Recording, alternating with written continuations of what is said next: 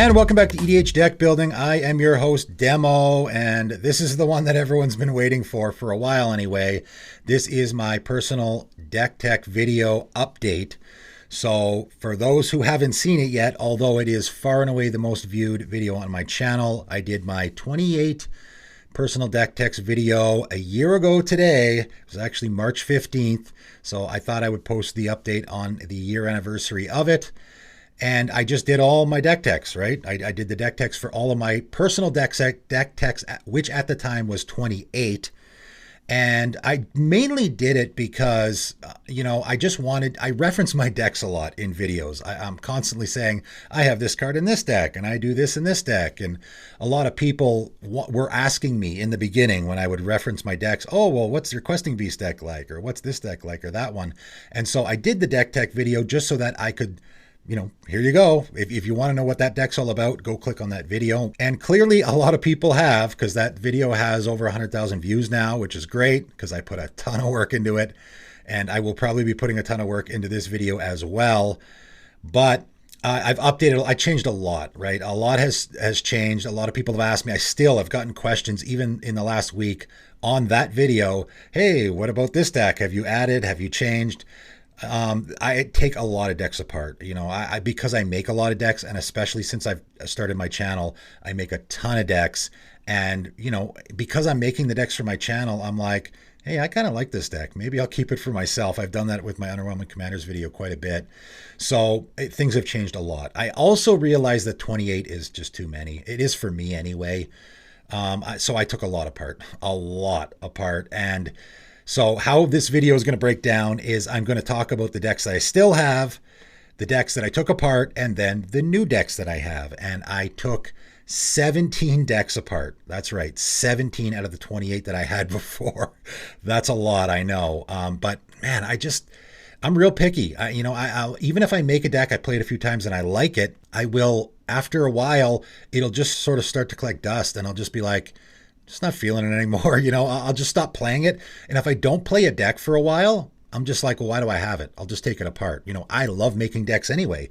So the more decks I take apart, the more I can make, right?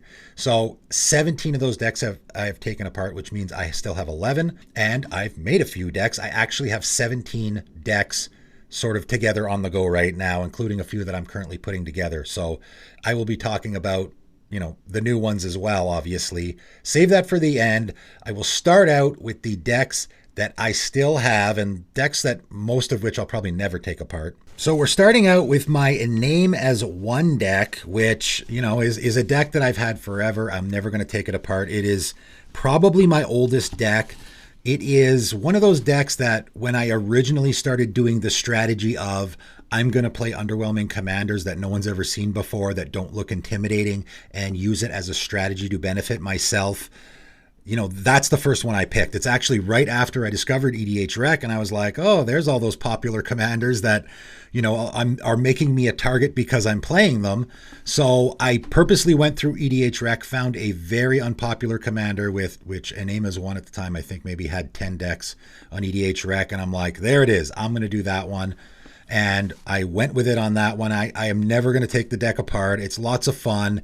I have made a couple adjustments to it. Obviously, just recently, Kura, the Boundless Sky, and Junji, the Midnight Sky, both going in my A Name as One deck, of course, because they are black and green spirits. And I was actually really looking forward to Neon Dynasty for that reason, because I knew there was going to be some black and green spirits in there that I could have put into my A Name as One deck. Also, my Patron of the Kitsune deck, another deck that I will never take apart, another deck that I was really looking forward to Neon Dynasty because I knew there was going to be some foxes, and I was a little worried because the first few days of spoilers, I wasn't seeing any foxes at all. I was a little concerned that I might not get any, but then sort of all the commons and uncommons, they dropped a whole bunch right on the last day there, and there was a couple in there that I thought were perfect fits in my Patron of the Kitsune deck, so they're going in there. There also has been a lot of, you benefit from gaining life cards come out in the last year, so of course those have to go in there as well.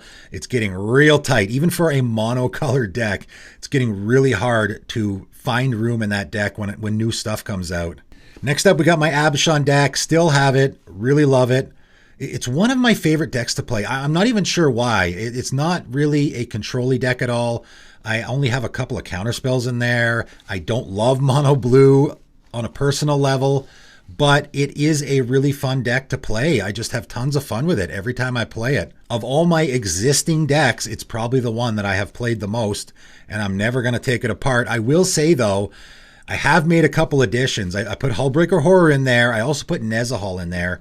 And they're just great cards, but I found that I had trouble finishing with that deck. I really didn't have a win con at all.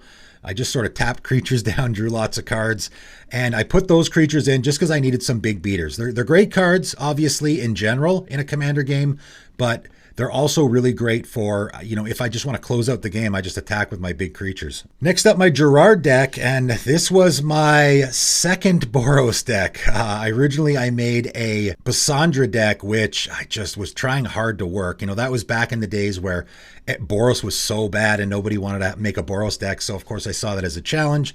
I wanted to have a Boros deck.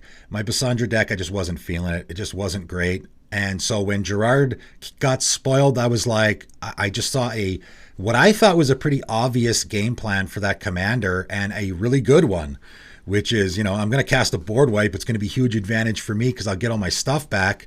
And then I ended up more taking out the board wipe thing because I thought the repeated board wipes wasn't tons of fun. And I did more of a swapping theme with artifacts, sort of an artifact recursion theme, a little bit of ETB creatures there too. Really, really value heavy deck. And, there was a little bit of a crisis there for that deck when Oscar and Hoffrey came out in C21, because both of those commanders I thought were really interesting, and I thought both of them might actually make better commanders for my Gerard deck. I was actually just going to swap out commanders, and I actually tried them both out.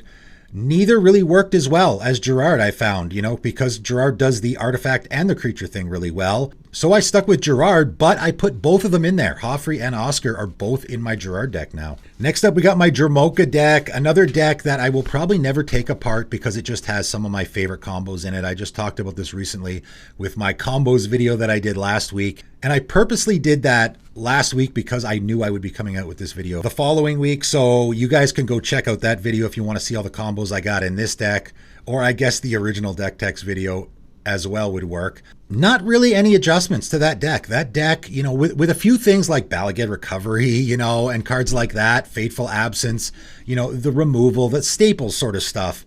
That stuff I've put in there, but the core of the deck has stayed completely the same. It will probably never change. Like I said, I have a bunch of really great combos in there, so there's no reason for me to change it. So that deck really, I'll probably keep that deck forever, and not much will change about it as years go by. Next up, we got my Tishana deck, and another deck that this is probably my second oldest deck. I've had it for a long, long time. It is basically a value creature deck. Lots of ETB creatures, lots of value. My commander draws me cards. I have some of my favorite creatures of all time in there, like Eternal Witness and Mystic Snake and Coiling Oracle. So that's sort of an added bonus for me with the deck. I love ETB, I love value strategies, I love creature-heavy decks. So it really is one of my favorite decks to play. I also don't lose with it very often. It probably has maybe the best win percentage of any of my decks. Next up, we got my Questing Beast deck, and this one I am a little bit on the fence about, to be honest. I really like this deck, and it is fun to play, but man, I've been losing a lot with it lately. I've lost like 4 games in a row with this deck, and that, it's not all about winning for me, but it is nice to win once in a while. And I like to have decks that are fun and interesting to play, and also I do win with them, and I do well with them at least. And this deck's been fizzling out. My Questing Beast deck is an interesting one because it's one that I just started shoehorning good stuff green cards into, and I think I actually made the deck worse by doing that. Over the past year, I didn't really play it at all, right? I didn't play Magic with any of my decks from the start of my channel until just recently in December, because of the lockdowns and everything.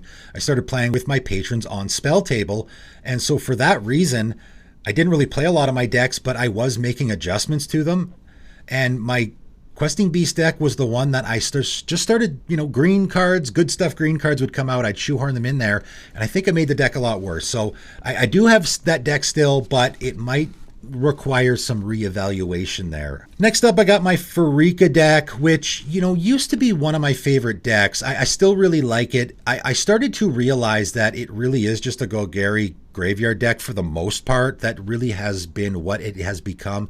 Originally, the idea of the deck is I have a Sakura Tribelder, a Caustic Caterpillar, right?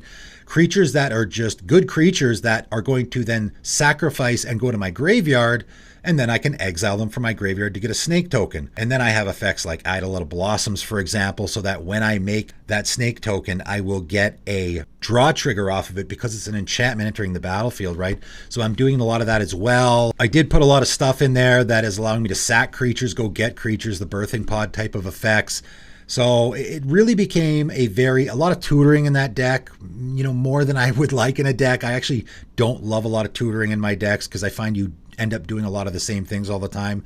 It's still a great deck. It's one of my most powerful decks. I don't lose with it a lot. I'm not in love with it as much as I used to be, though, because it has become a little bit of a good stuff graveyard deck. Next up, we got my Shanna deck, another deck that I still have, that I still like, but I am not in love with it as much as I used to. So, these last couple are the decks that I'm not going to say I would never take them apart, because I might. I would say the last three, Questing Beast, Pharika, and Shanna, are the three decks that I could possibly take apart in the future, maybe. My Shanna deck I really like. I really made that deck on a whim. It was a deck where I was like, I didn't have a Selesnya deck at the time. I wanted to make one. Shanna was really unpopular, and it just wasn't, it seemed like a kind of a boring commander, and I thought, well, why don't I go about it a different way? How about I just make a bunch of token creatures, my commander will get really big, and instead of just swinging with my giant commander, I'll sacrifice my commander to a greater good or a momentous fall, draw a ton of cards, and sort of do that. And because your commander's cheap, recasting it all the time isn't that big of a deal. So that's sort of the strategy I went with that deck, which, is an interesting strategy. And I probably have had more compliments on that deck than any other deck. Playing with random strangers, people are really impressed with what I did with Shanna and how interesting of a deck I made and how well it does. I draw tons of cards. I'm making lots of creatures. At the end of the day, though, it is just an aggro strategy. I'm just drawing lots, making lots of tokens, attacking with my tokens. It's a little boring, it is. I do like it. It is fun, but I end up, usually just doing the same thing in most games. So I'm not saying I don't like it anymore. I do, but there is a chance that in the future I might take it apart. My Sigrid deck, I also still have, even though it's a tad boring, there is some really interesting interactions I do in that deck. And I have 2 mono white decks right now. If there was a mono white commander that I would maybe want to tackle. There was actually a couple from Neon Dynasty that I was thinking of and then ended up changing my mind.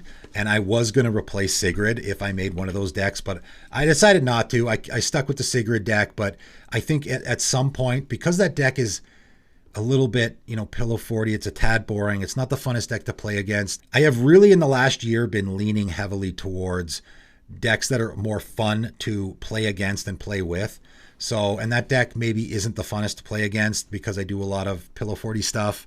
So for that reason, I may take it apart in the future if I find another mono white commander that I really want to build. Getting to the decks that I have taken apart, and a lot of people might be even sad that I've taken some of these decks apart. A lot of them were Kaldheim. When Commander Legends came out, tons of commanders. Obviously, I went nuts building decks. That's why I started my channel, right? I started my channel because Commander Legends came out and I was building a ton of decks with them. And I couldn't keep them all, so I wanted to make a channel that I could put those decks on there. And then Kaldheim came out after that. Ton of more really great, interesting commanders. So I made an absolute ton of decks from those 2 sets and ended up taking most of them apart. I get excited about a deck when I make it for my channel because I'm really talking it up and I'm like, man, this is a great idea. And then I'll play it a little bit and I'm like, yeah, I'm just not feeling it. So a lot of the decks, and that is the majority of the decks that I took apart from my 28 deck techs that I did a year ago, was a lot of the Kaldheim ones. So Cosima and Egon, both of those from Kaldheim, they were interesting decks. The Egon deck in particular is a really interesting one if you haven't checked that out yet. feel free to. I actually have a patron who took a lot of those ideas and actually took some ideas from my Firja deck tech and made a Firja deck tech with basically a lot of the Egon ideas. It's a really fun deck. My Nadir and Miara deck, I took that apart. And the reason I took that one apart is because I ended up making another deck that is mono black, that is sacrificing creatures and sort of has a similar theme. And I don't want to have too many decks that are doing the same thing. So I will get to that deck, the deck that I made that is the reason I took that one apart. My Zerzoth deck I took apart for a couple of reasons. It got really popular, and I just don't really like playing popular commanders. I also never did really like the, randomness of it. I don't love random. I really don't. I try to avoid it at all costs. My Rayne deck I took apart for the same reason, just got way too popular. That can happen with those pre-con commanders. My Vega deck I took apart, and I just, honestly, that deck I didn't really love from the beginning. I probably shouldn't even included it in the original video. I really don't love it. I've said to several people before that the deck tech I did for that on my channel is one of my least favorites. People ask me what the win con is in that deck. I'm like, I don't know. I didn't even think about it when I was making the deck. It really dirtles a whole lot. I'm not saying the commander's bad. That's just the way I had built the deck. My Keskit and Togo deck, I took apart. I didn't want to have too many sacrifice themed decks. Also, I just really don't like Rakdos, and it takes a lot for me to keep a Rakdos deck together. I don't know why. For whatever reason, Rakdos is my least favorite. Well, no, I would say it was my least favorite color combination. 2-color combination. Rakdos is number 2. So I guess there was a couple mitigating factors why I took that one apart. My Rona deck I took apart, which is surprising because that was a deck that I was really attached to for a long while. However, again, a number of reasons. First of all, it used to be a really unpopular commander and has actually gained quite a bit of popularity. Also, I started to realize that I had a lot of ETB decks. I had my Tishana deck, my Gerard deck sort of was, and my Rona deck was, right? It was sort of an ETB Blink deck, just in Dimir colors. And I started realizing a lot of my decks did a lot of the same things. And because my Tishana deck had blue, I had a lot of the same stuff in both of those decks. I also found that I won like every single game with Gary, Great Merchant. That was sort of my go-to win con where I would just blink that over and over again, and that kind of got dull. So I sort of took it apart for a number of reasons. Also took apart my Silumgar deck and my Nimrus deck. So I had 3 Dimir decks at one point. Ended up taking all of them apart. The Silumgar deck I thought was a little one-dimensional. The deck was really about turning my opponent's creatures into 1/1s and then wiping the board with my commander's ability. A little too one-dimensional. Also, you end up just killing your opponent's creatures all the time, which isn't super fun. My Nimrus deck was just a very control-y deck. I played on my opponent's turns all the time. I believe I talked about this in a video recently where I talked about how I took that deck apart because it's kind of hard to avoid that controlling style when you want to be playing on your opponent's turns all the time, right? Also took apart my Dragon Lord Atarka deck, and it is a little bit of an ETB strategy. Okay, so I'm doing that as well. I thought it was kind of an interesting, when I originally made the deck, I thought doing an ETB strategy in Gruul, because Gruul doesn't have any blink options, was actually pretty interesting, and it is. But again, it just ended up being a real value-y deck where I play a lot of ETB creatures and value my opponents out. So I was doing a lot of the same things I do in a lot of my decks. Also, though, I built the deck essentially around Feldon of the Third Path, which I think is a super cool creature. I ended up, not loving the idea of building my deck around a creature in the 99. And so there was a couple of reasons there why I ended up taking that one apart as well. I had a Clothis deck that was a CEDH deck that I actually fared pretty well with, honestly, in CEDH games. I won a few games with it. I also had a Tymna and Helana deck, which was a CEDH deck. And I took them both apart, and you can probably guess why. It's because I just don't play CEDH anymore. I decided, I gave it a try for a while. It was interesting. At the end of the day, though, it really just doesn't fit the kind of thing I want to be doing in Commander. So no CEDH decks for me anymore. I think I probably won't be doing that in the future at all. My Zerda Goat Tribal deck I took apart, sadly. At the time, I actually had 3 Boros decks, so I'm like, okay, well, 3 is a bit too much. I'll stick with 2. I decided Zerda was the one that was going to go to the wayside. That was one that I definitely just made for my channel because I thought it would be interesting. It was one of the very first deck techs I did on my channel. That was sort of, this very weird, out there, interesting idea that was kind of showing off my deck building skills a little bit. And so I kept it for myself for a little while for that reason, but ultimately I decided I didn't love it. So, not really any big mystery there. Just took the deck apart because I wasn't a big fan of it. And my Vadrok deck and my Volroth deck, both of those I have taken apart. My Vadrok deck, I just don't love that mutate mechanic. I really don't. I tried it out. I did have some interesting things going on in that deck. Eventually decided I don't really love the mutate mechanic because I just couldn't reuse it enough. That was really my big drawback there. And my Volroth deck I took apart for a couple reasons, and I know a lot of people are going to disagree with this, but it just became a really popular commander, and I don't love playing popular commanders. I also have really moved towards playing less colors. I actually have no 3-color decks now either. After I took these two apart, all of my decks are either 1 color or 2 colors. And I think I'm going to keep it that way. I mean, there's a chance I make a 3-color deck at some point in the future. I have just really been enjoying playing 1 and 2 color decks because it just allows me to play more of these fringe cards. I was looking at a lot of my 10 cards videos that I do where I'm recommending all these cards for people to put in their decks. And I'm just like, man, I actually don't play a lot of these cards. A lot of the cards that I'm suggesting for other people to put in their decks, I actually don't play a lot of them, and I really, that just makes me a bit of a hypocrite, I think. So I started more and more getting down in colors so that I could have room to fit those cards in, if that makes any sense. I'm happy with my decision. I know a lot of people like having lots of colors because they think it gives them more options to put in their deck. In a way, I think it limits you, but for me, I've decided to go down in colors, and I'm really happy with that decision. And finally, getting to the new decks in my collection, and this is probably what people want to see the most, is what are those new decks? I've been asked a ton about, again, a couple of decks that I have name dropped in my videos over the past few months, and that's why I do this, so that everyone asking about it, hey, can I see that deck or this deck? I now have a reference that I can point them to, and they can go look at it. So, starting out with my Dennick Pious Apprentice deck, which is far and away the one that I've been asked about the most.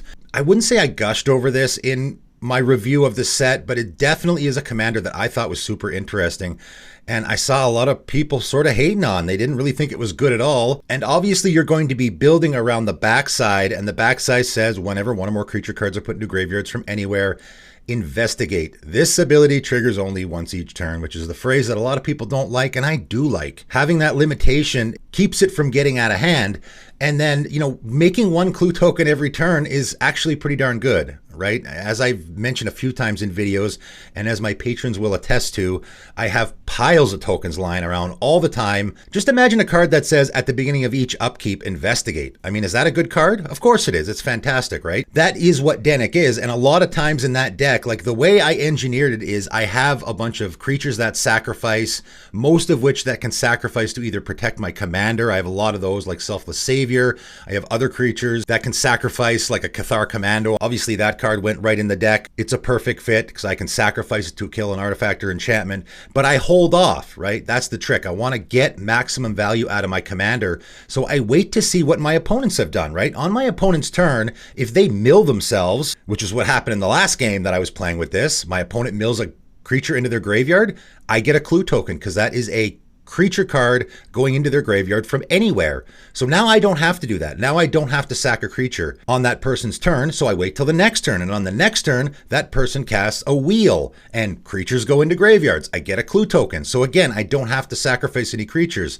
Then on the next turn, if no creatures died that turn, I mean, maybe creatures will die in combat, something, I kill a creature, right? I can either sack my creature, or I can just cast a Fateful Absence and kill one of my opponent's creatures on the end step before my turn that I was going to kill anyway, but I just wait for the appropriate timing so that I get the maximum value, and I'm getting a clue token on every single player's turn. Now that doesn't happen always, but it happens often, and it is an extreme value deck. And as with every clue deck, you really need to put some other stuff in there that will benefit you other than just I crack my clues to draw cards. That's good always, right? I'm regularly having a very full hand in that deck. In fact, it's likely that I'm going to have to put Reliquary Tower in the deck. I have Sage of Latnam, which can sack the clues to just draw a card so I don't have to pay the mana. I have Thran Turbine as well, which came in really handy in the last game, which basically allows me to sack a clue for free on my upkeep because it gives me that 2 mana that I can pay into it. I also have Shimmer Dragon, which I can tap those artifacts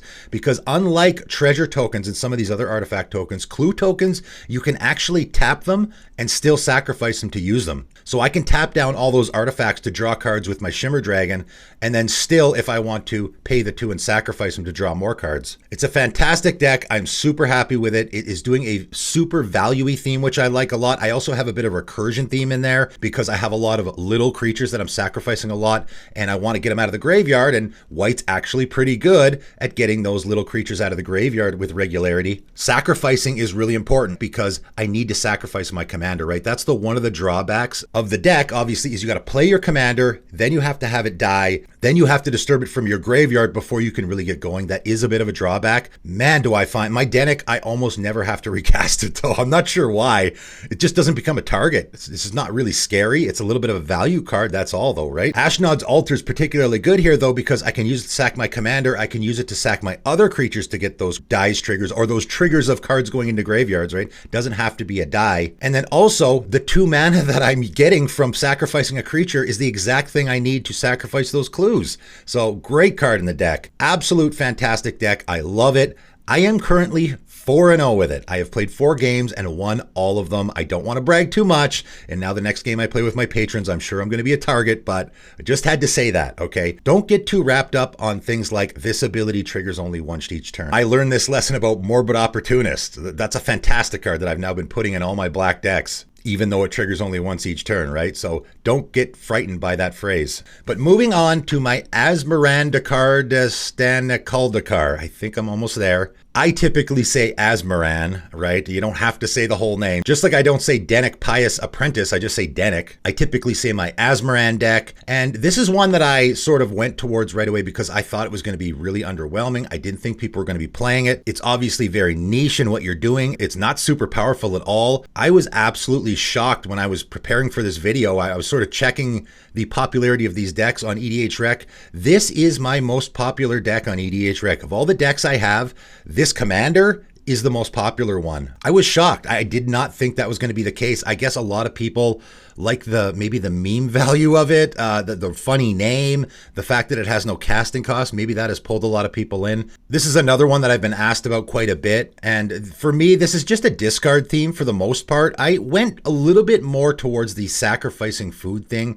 There just isn't a lot of support in black and red for that. I had Giant Skewer in there for a little while to make more food tokens. I found that I just wasn't doing it at all. So I really went with a focused discard theme, and I can sacrifice 2 food tokens to kill a creature is just a little added bonus. Lots of madness cards in there. Of course, there's been tons of discard support lately.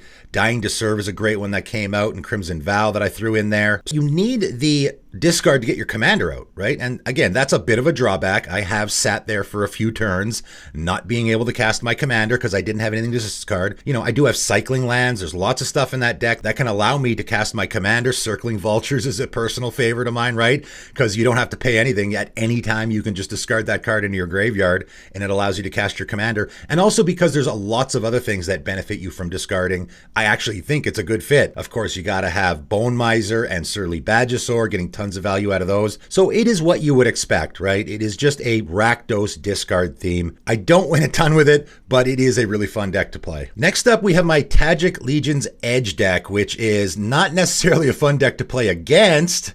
I have a lot of fun playing it though. It is a little bit of a Punisher deck, a little bit, okay? So this deck, basically the genesis of it, came from a couple of ideas that I had. The first idea was, of course, my commander's ability, prevent all non-combat damage that would be dealt to other creatures you control. Now, of course, Tajic has a bunch of other abilities, but in my opinion, that's the one that is the most build-aroundable. Preventing all non-combat damage to your creatures is great, so a card like Power Stone Minefield is a perfect fit there, and a personal favorite of mine, so I'm like, okay, well, there's a card I always wanted to put in a deck, and it works great with Tajic. It's going to kill our commander, so we're not going to be attacking with our commander, but all of our other creatures will be fine. Light Minefield works the same way, right? Preventing all non-combat damage to your creatures can be a really powerful effect. And since I was doing that anyway, I thought, well, why don't I go a step further and prevent all damage to myself? And there are cards like Blessed Sanctuary and Personal Sanctuary that prevent that damage to you as well. And so now I can start using cards like Mana Barbs and Pyrohemia and stuff like that. And, that's the kind of stuff that isn't exactly fun to play against. The last time I played this deck, it sped the game game up immensely. I got Spell Shock in the deck, right? So the idea is I play those things and then I have an effect that is going to prevent the damage to me. So on my turn, I'm casting spells. My Spell Shock would normally deal me 2 damage, but it is being prevented. I can Pyrohemia to my heart's content. Now, of course, my commander will die, and I do have ways to protect my commander, but typically once I get the Pyrohemia out, I can really go nuts. That's sort of a bit of a win con in the deck. I also have a little bit of non-bows because I do have some creatures in there that I want to be dealing damage to, right? Stormwild Caprador is another card that I've been wanting to make work in a deck for a long time, and it was a great fit there. Now I don't want my Tajic in play. Again, I talked about this in my Lingo video about non-bows, about how, yes, it works, but only in certain situations. If I don't have my Tajic in play, now I can attack with my Stormwild Caprador. It will take 2 damage from the Power Stone Minefield, and that's going to be prevented because it's non-combat damage, and it's going to put counters on it. It's going to make it bigger, right? If I have my Pyrohemia out, now I can completely go nuts with it. I can just load up the counters on my Caprador. So I have some of those creatures as well, so it's doing a lot of different things. It is a very complex deck. It's difficult to play. The timing is just crucial with that deck, right? You cannot just throw down a Mana Barbs and go, okay, let's have fun, everybody. You have to wait until you have your pieces in place, right? You got to wait till you have that personal sanctuary or whatever in play to prevent the damage to yourself, because you're going to be a target, right? And you do have some Pillow Fort effects there that keep you from getting hit, but you're going to be a target once you play those kinds of cards that people aren't going to like. And so you have to be prepared for that. You got to be ready for it. Next up, we got my Kuon Ogre Ascendant deck. And this one I might actually read because I don't think a lot of people have seen it before. Black, legendary creature, Ogre Monk 2/4. At the beginning of the end step, if 3 or more creatures died this turn, flip Kuon Ogre Ascendant.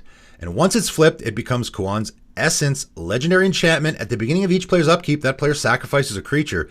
So, whenever I play this deck with my patrons, they always say, hey, what's your deck all about? And I'm like, look at the commander. I mean, he wants creatures to sacrifice in order to flip. And once he's flipped, he's making players sacrifice creatures. That's the deck. It's a sacrifice theme in mono black. It's not like the most super original deck in the world. It has a lot of cards like the Blood Artist, the Ophiomancer, all those cards that fit really well in this theme. Of course, as I mentioned, Morbid Opportunist, an absolute fantastic fit there because there's likely going to be a creature dying on everyone's turn. I stayed away from this commander for a long time because I thought, man, you got to make 3 creatures die in order to flip it. That's actually not hard at all, right? All you need is a Demon's Disciple Fleshbag Marauder effect. And there's lots of those now, right? We just got a new one in Kamigawa Neon Dynasty. There's tons. All you have to do is play one of those. Your creature is going to be dying for sure. And then you just need 2 other players to have a creature. And now 3 creatures have died. Your commander flips. Simple as that. It's actually really easy to flip this commander. And once it's flipped, it's an enchantment. It's going to be a little harder to get off the table. And forcing everyone to sacrifice creatures every turn is really beneficial. I actually made this deck because of my Henrika deck. My Henrika deck tech that I did on my channel, which I was really leaning towards that commander, and I put Kuon in the deck, and then I was like, man, I actually think I might want to make this similar deck because I had a sacrifice theme there where I'm making a bunch of tokens. It was sort of a token theme a little bit. I'm going to crank out a bunch of tokens so that when I sacrifice my creatures, it doesn't really do anything to me. It's not really a drawback, and I ended up transforming that deck into this deck. Again, it doesn't sound like the funnest deck in the world to play against, and it's not, but I like it. It's a very unique commander. I really like, I mean, how many people out there have one of these flip cards as their commanders, right? And next up, we have my Rayne Academy Chancellor deck, which is the newest addition to my collection. I am currently putting it together in paper. If anybody watched the Underwhelming Commanders video I did about this, I talked about the nostalgia with this card. I just remember cracking an open packs back in the day. I just loved the art, absolutely love it. Yeah, the ability is really, really good. I also talked about this commander in my commanders that are better in the 99. I have shoehorned Rayne into a lot of decks if you get away from the aura thing, right? And again, I'll read it because a lot of people, it's an old card that a lot of people probably aren't familiar with. 2 and a blue, Human Wizard 1/1. Whenever you are a permanent you control becomes the target of a spell or an ability an opponent controls, you may draw a card. Okay, so if you just stop there, all right? Whenever you or a permanent you control becomes the target of a spell or ability, an opponent controls, you draw a card. That happens like 50 times in a game, right? That happens all the time. So you're going to be drawing cards like crazy. If Rayne has an aura on it, right? If it's enchanted, you get to draw 2 cards. So again, a lot of people won't play this card because, I mean, as a commander, you're in a mono blue aura theme, which isn't super great. in the 99 of a lot of decks. I think people just don't want to put it in the 99 of their decks because I'm not playing auras, so who cares? If you just get away from the aura thing, you know, as long as any of your stuff is targeted, you get to draw a card. That's great. Even you. But of course, if I'm building this as my commander, I want to have an aura on it. It's going to be very easy to do. And then I'm going to get to draw cards like crazy. Now, as I talked about in that video, you do a little bit want to make your opponents target you. There is a few ways you can do that. Spellskite is the best way. This guy is an absolute all-star in the deck because I can change the target of target spell or ability to Spellskite. And of course, Spellskite is a permanent that I control. So my opponent controls the ability. Even if it's something that I don't want targeting my Spellskite, whether it is or it isn't, I change it to Spellskite. I get to draw a card. Of course, if my Rayne is enchanted, I get to draw 2 cards. It's an absolute all-star in the deck, so of course I had to put Tribute Mage in there to go get it. I didn't want it to be completely nuts with the tutoring though, because I don't want the deck to be all about Spellskite. It is the best card in the deck though. I also put Hive Mind in the deck because whenever a player casts an instant or sorcery spell, each other player copies that spell. Each of those players may choose new targets for the copy. So I thought that was a funny fit because I cast a Rapid Hybridization. All my opponents get to copy it. If they target my stuff with those copies, now I get to draw 2 cards, and maybe they won't do it, right? Maybe they're like, oh, I don't want them to draw cards, so I'll target my other opponent's stuff with it, which that's great too, right? I have no problem doing that. Of course, the auras I have in the deck are going to be ones that are protecting my commander for the most part, right? I got Robe of Mirrors, Vanishing.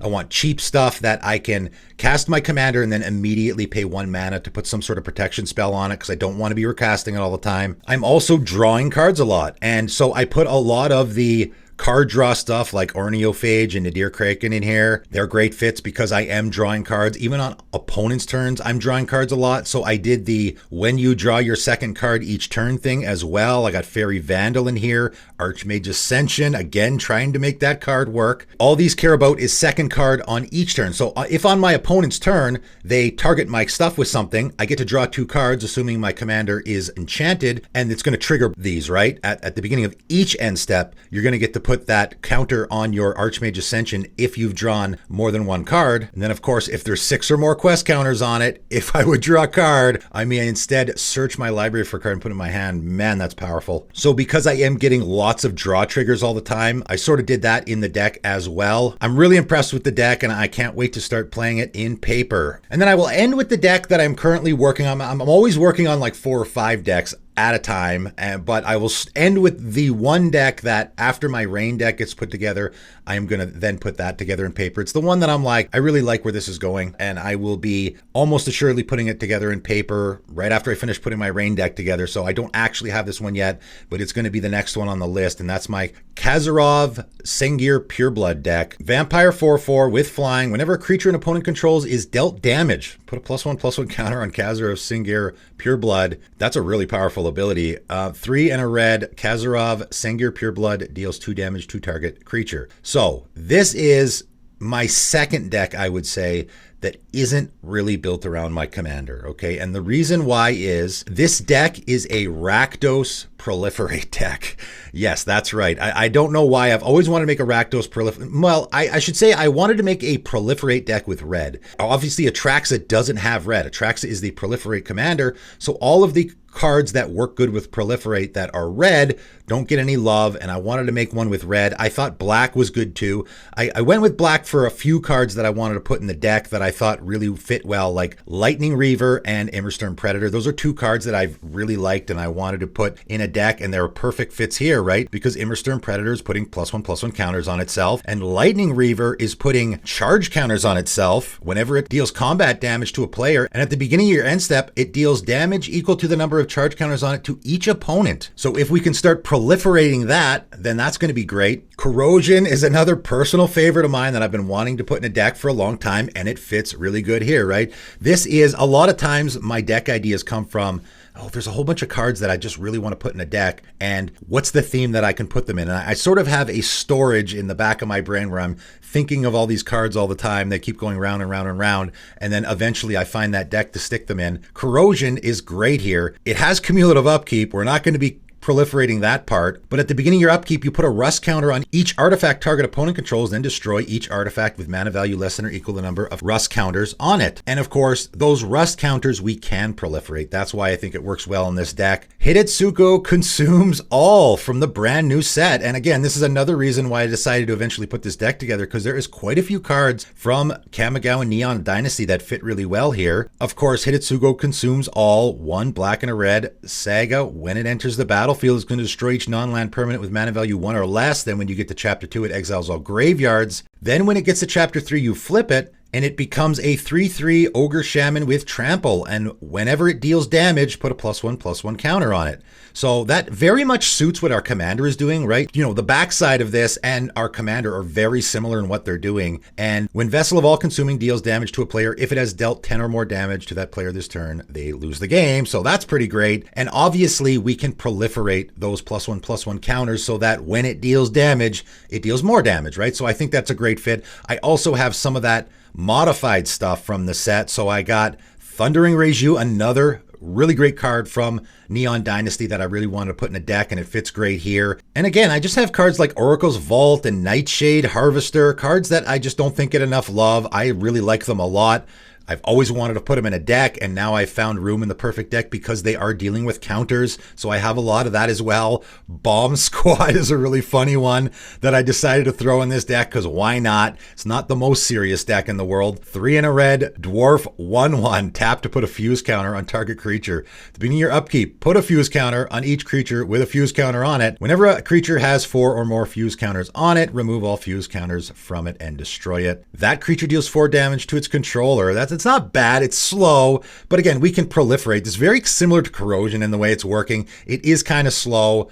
This deck's obviously meant to be played in a casual game where it's going to go 10 or 12 turns possibly. I think it's a fun include. And I also threw the Myojins in here as well. The black and red Myojins I threw in this deck because why not? Didn't build the deck around them at all, but I can proliferate those indestructible counters, right? Why not throw them in there? They could be good finishers. Being able to deal 7 damage to up to 3 targets repeatedly is pretty good. Being able to cast sort of that mini Rise of the Dark Realms, which is what that black one does, is pretty good. Doing that repeatedly obviously can be a win con for this deck. It's got a lot of great cards. You know, a lot of times I will make decks just because a whole bunch of the cards that I want to play in a deck end up fitting in the deck that I want to make. And the commander for this deck, Kazarov, I actually tried a few different things. I actually tried going with Sylvar on his own without the partner, right? I basically did that partner without idea and didn't love it because I found I needed to build around my commander too much, having humans in there that I could sacrifice. Went with Kazarov because I really don't need to build around Kazarov at all. Your opponent's creatures are always going to be taking damage, right? They take damage in combat. And obviously if that, even we can use our own ability if we want to, even though I don't really use it that much in this deck. So that is my next deck on the docket. I always have lots. In fact, I probably have 3 or 4 more that I'm currently working on. I'm looking at a Slogurk deck. I'm looking at my Volrosh Shapeshifter idea I keep coming back to.